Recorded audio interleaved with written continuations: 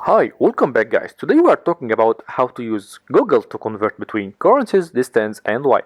Why would you want to know how to use Google to convert between currencies, distance and weight? Maybe you are new to Google search. So today I am going to show you how to use Google to convert between currencies, distance and weight.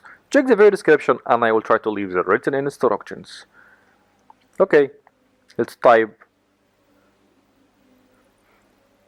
45 pound to kilogram.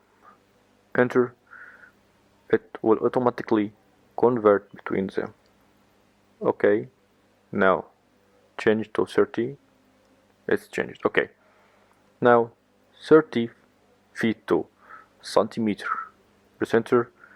Now we can change feet to yard and centimeter to kilometer. Okay, now currencies.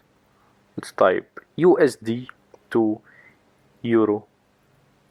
Okay, now let's change 155. Okay, you can change to any another currencies.